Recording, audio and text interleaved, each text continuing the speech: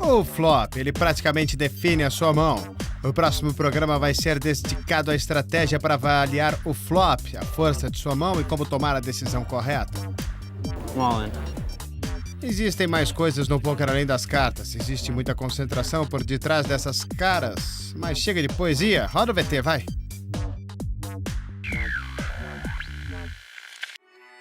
Se certo ou errado no poker, não existe um método que possa garantir o sucesso. Mas existem maneiras e caminhos para você maximizar suas chances de ganhar. Existem bons e maus hábitos. E situações para serem evitadas ou buscadas. Existem aqueles que possuem o conhecimento para explicá-las. Nós vamos lhe ensinar como dominar o jogo, do básico ao avançado.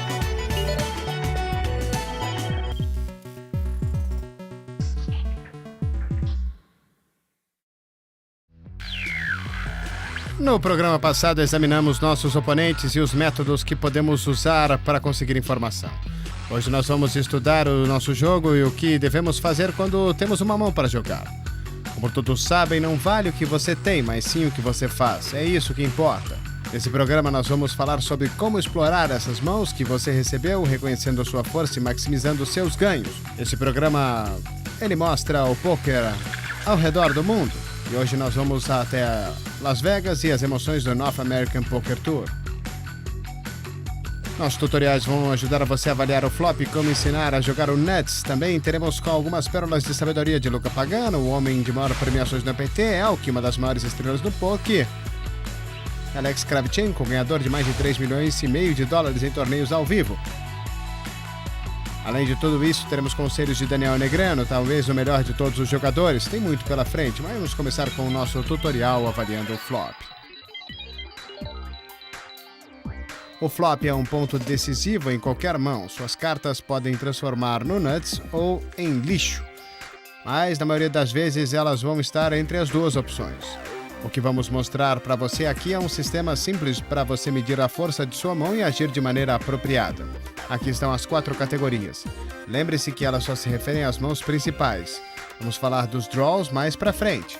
Na primeira categoria estão as mãos muito fortes. Flush, sequências, trincas e basicamente tudo acima de 2 pares. Por exemplo, aqui nesse flop temos um flush de espadas, com certeza uma mão muito forte. Aqui você tem 2 pares, outra mão forte. Aqui o jogador acertou um full house no flop. Quando você consegue uma mão muito forte no flop, você vai estar na frente na maioria dos casos. Geralmente você deve jogar de maneira agressiva e nunca deve dar fold. De vez em quando pode dar um slow play, mas vamos falar disso mais tarde. A próxima categoria é a das mãos fortes. Uma mão forte consiste em overpairs, ou seja, um par que é mais alto de todas as cartas comunitárias, e o top pair com top kicker. Top kicker geralmente significa um as. Se você tem um par de ases, o top kicker seria um rei. Com uma mão forte, você está na frente a maioria das vezes, mas não tem tanta certeza como acontece com uma mão muito forte. Mesmo assim, jogue de maneira agressiva, mas seja cauteloso. Se os stacks forem muito grandes, você se deparar com o raise, o fold é geralmente apropriado. A terceira categoria é a das mãos medíocres. Qualquer par além do top pair é considerado uma mão medíocre. O que fazer com elas depende exatamente das suas cartas, do número de oponentes e das cartas comunitárias. Vamos considerar 2 exemplos. No primeiro, você tem top pair com o segundo melhor kicker. É quase uma mão forte, você tem apenas um oponente, que vai estar na frente a maior parte das vezes. A jogada agressiva é justificável. No segundo exemplo, a mão praticamente não vale nada. Você está enfrentando 2 oponentes e tem um par abaixo do bordo. Um as apareceu no flop, deixando ainda mais chances de alguém ter acertado um par. Apenas dê check e depois jogue fora suas cartas. Não desperdice dinheiro depois de flops ruins. A quarta categoria é o lixo. Ter lixo no flop é quando você não acerta nem um par e nem um draw. Se isso acontecer, você praticamente não tem esperanças de ganhar a mão no showdown.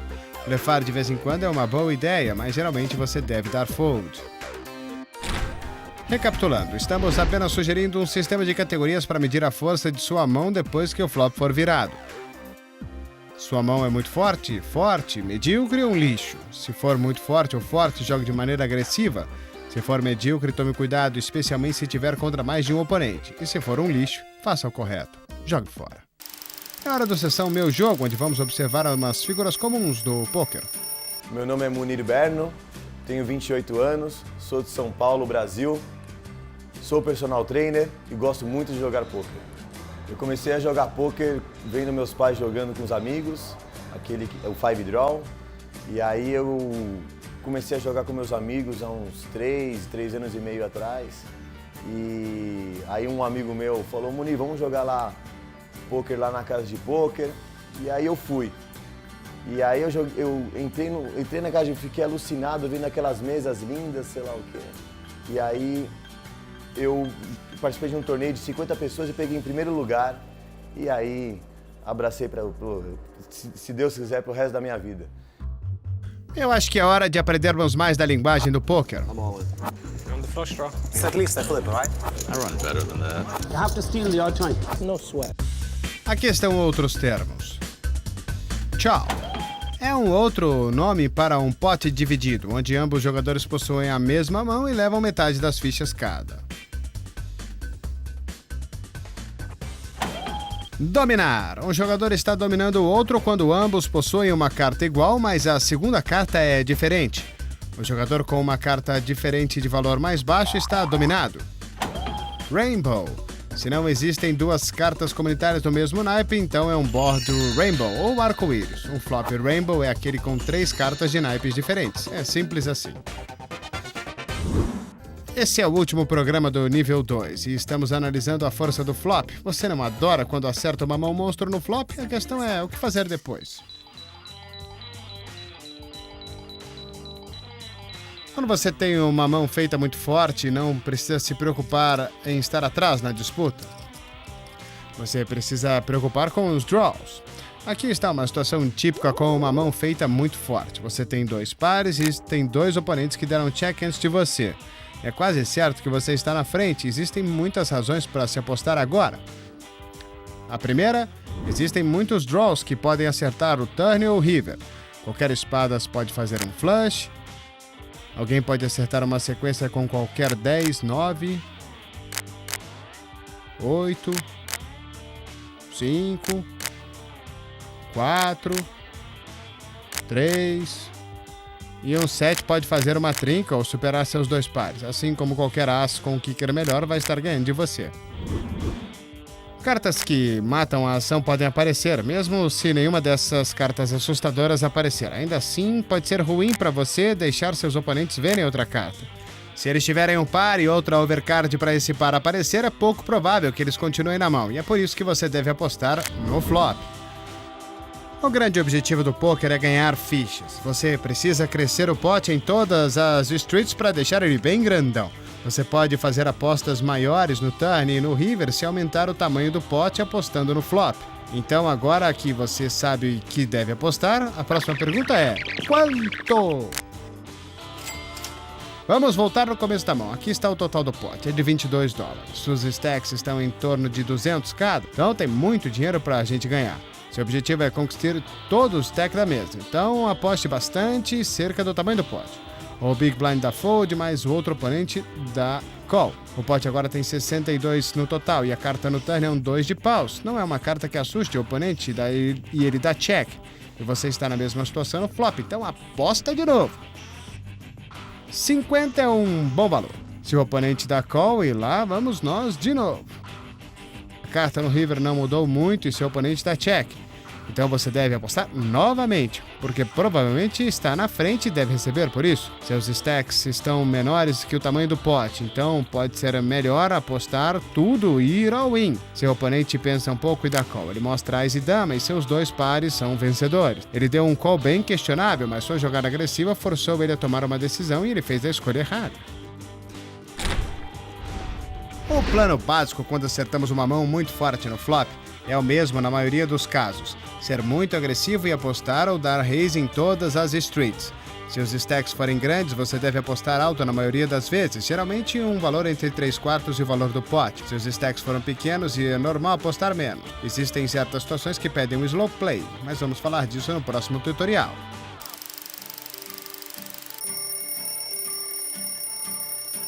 Esse ano foi muito bom para mim no poker. Eu tive várias conquistas que eu nunca imaginei que eu ia conseguir tê-las, né?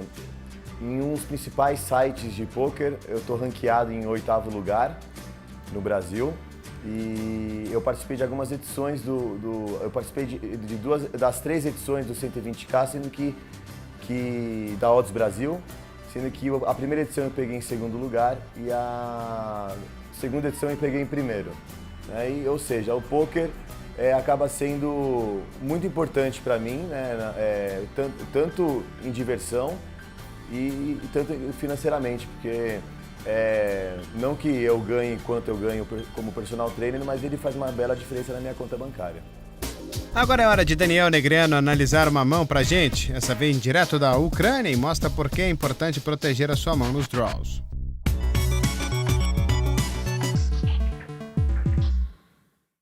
Now, we spend a lot of time talking about hands that are difficult to play because you don't have the nuts. But what happens when you have a really, really strong hand and you're bet into?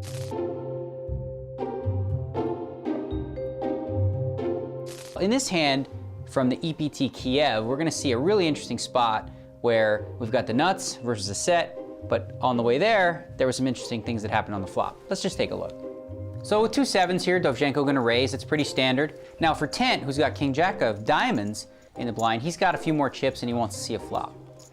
Wow, so here's an interesting flop. As you see, Dovzhenko's flopped a set of 7s, and Tent, he just has a gut shot. You know, he needs a 10. He's got no backdoor diamond draw, so he really doesn't have a lot. But as you see, he's gonna get a little tricky here. All right, now, when a player leads out in this spot, it's because they don't think their opponent has an ace maybe, or they're trying to represent one. Like he called out of the small blind, he could easily have something like ace queen or something along those lines. Now, if I'm Dovzhenko, I'm thinking, okay, this guy's either got a draw or he's got, you know, a big ace or something like that, and I can get it in with the 3 7. So I want to raise in the flop.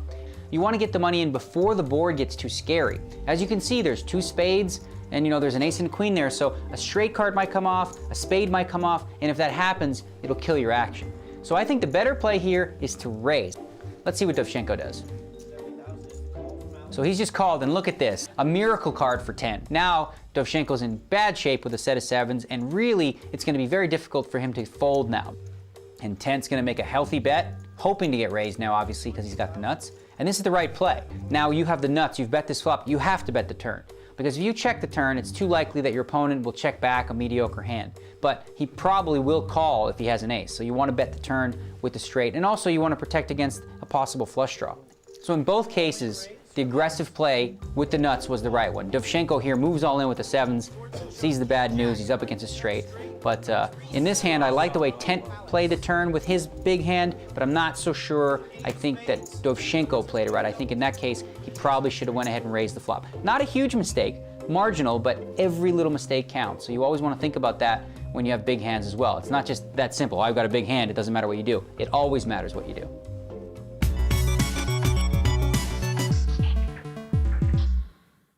Nós todos já passamos por momentos em que um grande pote que parecia estar dando certo acabou dando errado.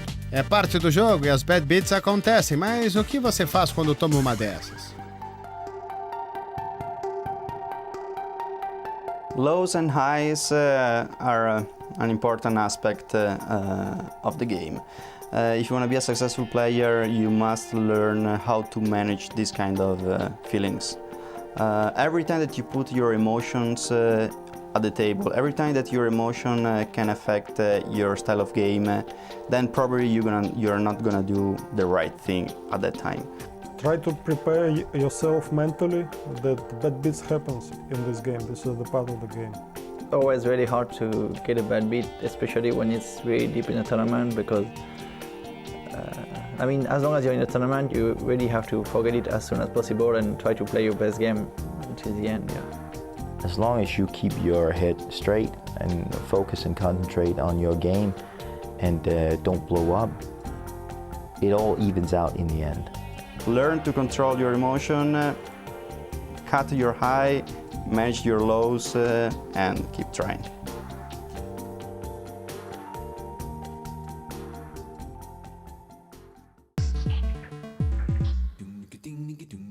É hora do intervalo, mas antes de ir, temos uma pergunta. Na sequência do programa, vamos analisar a arte do slow play.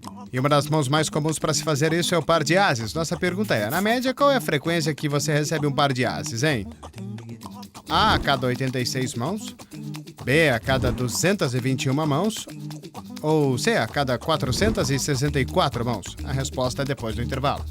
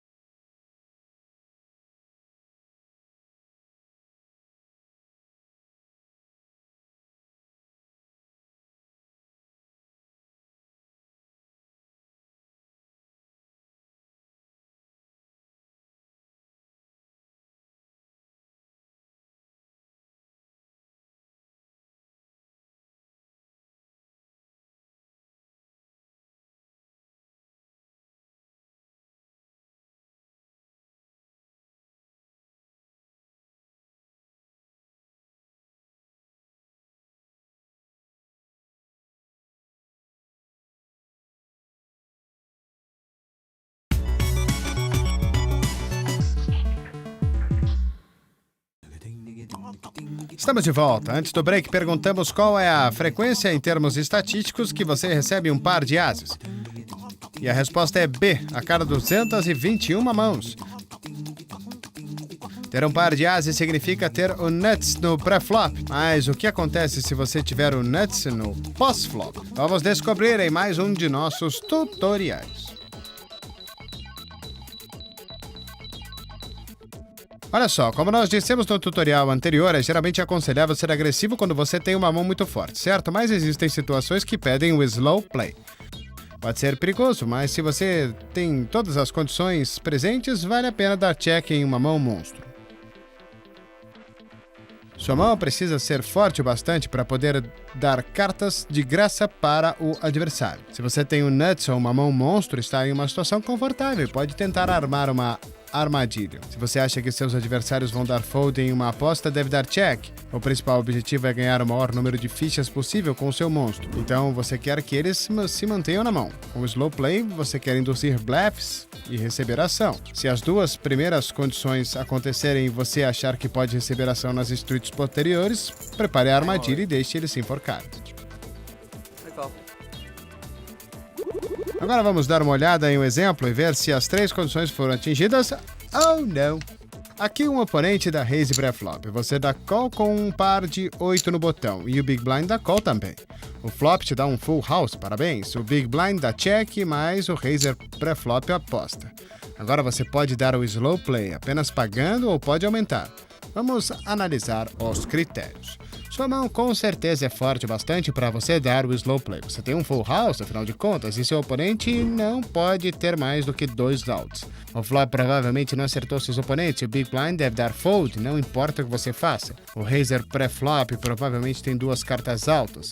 E nesse caso é quase certo que ele vai jogar fora se você der raise, ou mesmo um par acima onde sua agressão vai assustá-lo do mesmo jeito. É quase certo que todos vão dar fold se você for agressivo. Se seu oponente tiver overcards, ele pode fazer um par grande no turn. Se ele já tiver um par, ele provavelmente vai achar que está na frente e vai apostar de novo. Todos os critérios foram atingidos, então é um ótimo dar um slow play nessa situação. Só dê call na aposta no flop e espere seu oponente dar as fichas para você. Vamos ver outro exemplo. Você deu raise pré-flop com seus ases e recebeu 3 calls. O flop veio com 8 de espadas, 9 de espadas e rei de paus. Vamos analisar os critérios novamente. Sua mão não é forte o suficiente para você dar o slow play. Você tem top pair, mas seus oponentes podem facilmente fazer um flush, uma sequência ou 2 pares. É difícil que seus oponentes vão dar fold para uma aposta sua. Alguém deve ter feito pelo menos o top pair ou um draw decente para dar call. Se alguém melhorar a mão e puder derrotá-lo, você provavelmente vai receber muita ação. Mas não é isso que você deseja. Ou seja, aposte no flop. E agora é hora de um pouquinho da sessão Meu Jogo. Como todo grande jogador de pôquer, na verdade, como todo jogador de pôquer, a gente sempre tem um sonho de chegar quanto mais longe, né? E eu estudo bastante, eu me dedico bastante para tentar um dia jogar o WSOP, o Main Event do WSOP, conhecer Las Vegas e jogar os torneios paralelos, jogar o Europa Poker Tour, ir para fora jogar, né? E é um sonho que eu tenho e que eu vou chegar, eu vou conseguir. Esse é o nosso último programa dessa série. Você já deve estar se sentindo bem mais confiante com o seu jogo. O cara que viu seu potencial online e conseguiu chegar no nível mais alto é Randy Nanonokolu. Depois de um começo lento, o Randy passou a ver o seu jogo melhorar e logo estava jogando 24 mesas simultâneas. Depois de 4 milhões de mãos nos stakes médios nas mesas six-handed, ele conseguiu mais de 2 milhões de dólares em ganhos online e mais de $500 mil em bônus do PokerStars por ter alcançado o status de Supernova Elite, a maior conquista do mundo online.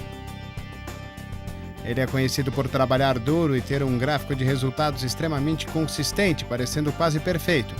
Então preste atenção quando encontrar o nome Nanonoko ou bater de frente com Randy Liu nas mesas.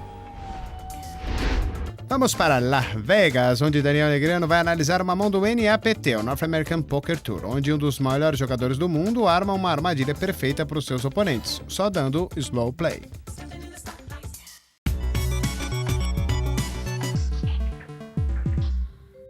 We play Texas Hold'em to flop the nuts. Flopping a full house is a dream, but the work is not done yet because you still have to figure out how to maximize value. One of the ways to do that is to set a trap for your opponents. This next hand we're gonna see, Tom Marchese does exactly that.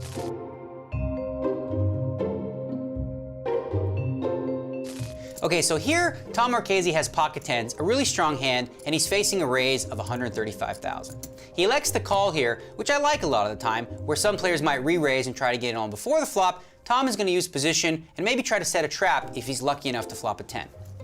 So he goes ahead and makes the call, which will bring Sam Stein in the big blind to also call with 10-8 of diamonds. So a really good situation with pocket tens against 10-8 and 6-5.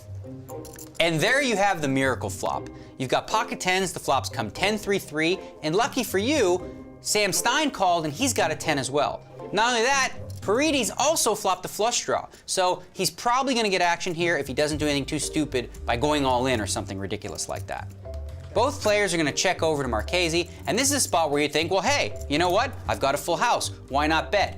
But Tom is too smart for that. He knows that if he has all the 10s locked up, it's unlikely that anyone has anything really that strong. So what he's gonna like to do here is just check, hoping that if someone has a hand like king-queen, they'll catch a queen or a king. If someone has pocket sevens, maybe they'll catch a 7.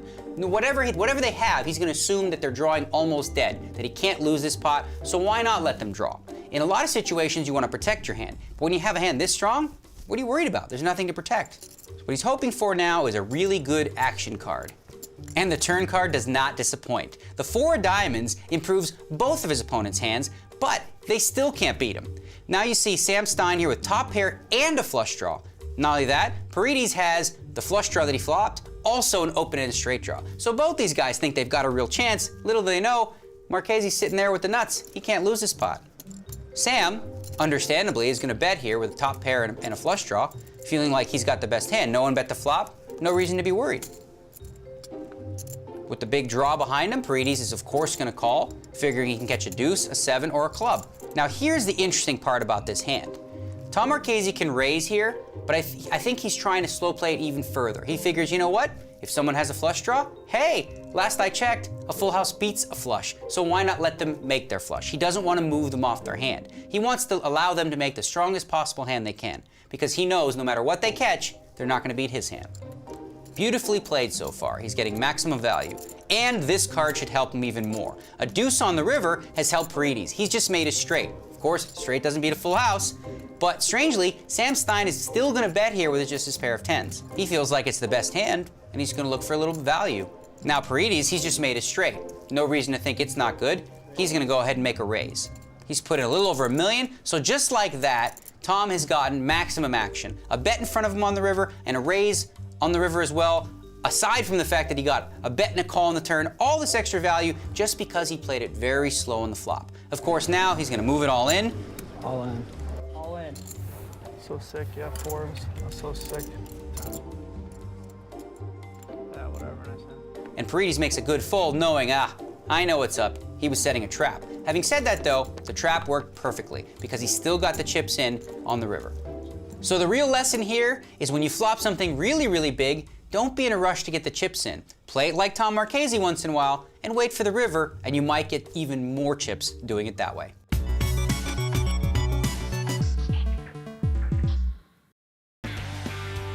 É isso aí, se você quiser assistir esse programa de novo ou recapitular episódios anteriores, vá ao everythingpoker.com.